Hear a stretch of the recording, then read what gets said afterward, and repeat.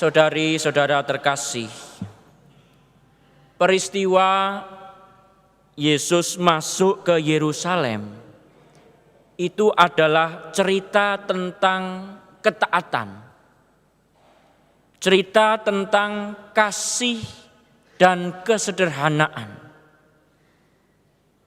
Mengapa cerita tentang ketaatan? Yesus tahu bahwa dengan memasuki gerbang Yerusalem, ia semakin dekat juga dengan gerbang kematian dan penderitaan. Sejak semula Yesus datang ke dunia untuk menyelamatkan manusia melalui wafat dan kebangkitannya. Dan Yesus mau taat, mau setia dengan itu sampai akhir. Demi selamat kita. Itu sama seperti semua suami istri. Semua suami istri di sini pasti pernah ditanya oleh Romo sebelum menikah.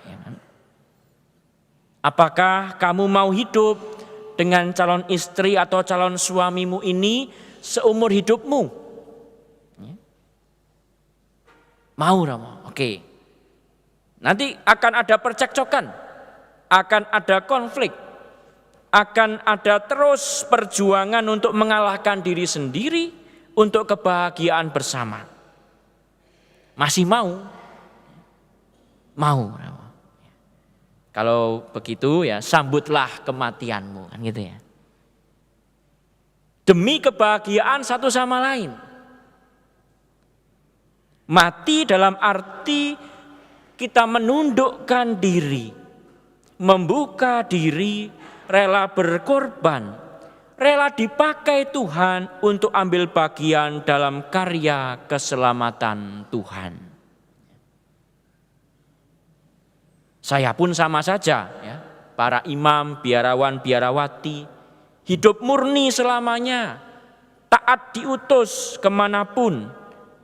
Hidup sederhana, tidak boleh punya harta atau aset pribadi. Mau? Mau. Ayat, terimalah kematianmu. Gitu ya. Demi apa? Demi kebahagiaan gereja dan seluruh umat. Itulah ya, artinya ketaatan. Yesus taat dan kita pun diajak untuk taat dan setia. Dengan itu. Yang kedua, ini juga cerita tentang kasih dan kesederhanaan. Yesus masuk gerbang Yerusalem dengan mengendarai keledai. Sesuatu yang tidak lazim untuk seorang yang akan disambut dengan meriah seperti tadi. Karena keledai itu buat angkut barang bagi orang miskin, at least pakai kuda, ya, kelihatan gagah, kuat, cerdas, gitu. Ya. Kudanya dicambuk maksudnya, gitu. Yesus mau menunjukkan, dia enggak mau pakai itu walaupun dia bisa, tapi dia memilih keledai untuk menunjukkan jalan kasih. Jalan kesederhanaan yang ia hidupi dan akan terus ia bawa sampai mati. Kita pasti masih ingat bagaimana Paus Fransiskus datang ke Indonesia. Datang pakai pesawat komersil, bukan pesawat pribadi. Bukan gak mampu ya, mampu. Tapi dia tidak memilih. Sampai di bandara, mau disediakan limusin yang nyaman dan anti peluru. Enggak mau.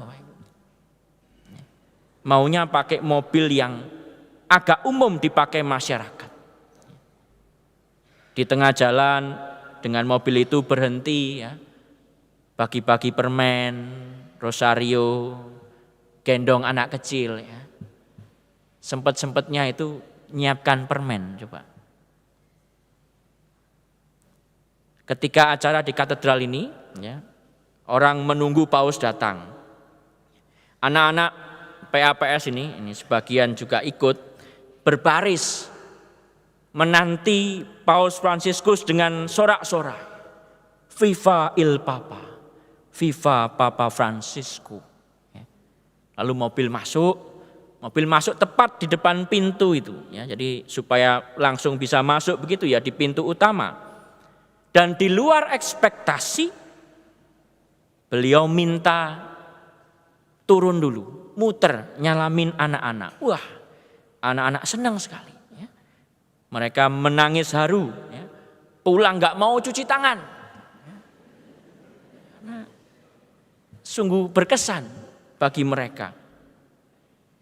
Jadi semuanya ya, mulai dari apa yang dipakai, jam tangannya, sepatunya, dan segala pilihan hidupnya menunjukkan kasih dan kesederhanaan. Dan entah mengapa itu kok mengena, ya. Bagi saya mengena, bagi banyak orang mengena. Nampak sederhana, tapi tidak semua kepala negara bisa. Yesus masuk gerbang Yerusalem juga begitu. Kita bisa bayangkan, di luar ekspektasi orang, dia naik keledai itu. Pakaiannya sederhana, tapi justru orang yang menyambutnya bersorak-sorai dan menangis haru. Yesus mau mengatakan bahwa mengikuti Dia, mengikuti aku adalah ikut serta dalam karya kasih, dalam kesederhanaan. Dan itu masih relevan ternyata hingga saat ini. Sebagaimana dicontohkan oleh Paus Fransiskus.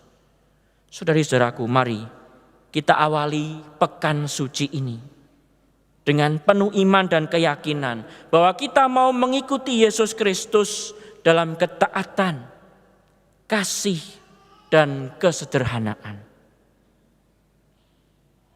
Kita mohon, ya Yesus, ajari kami untuk setia dan taat kepadamu dalam kasih dan kesederhanaan. Amin.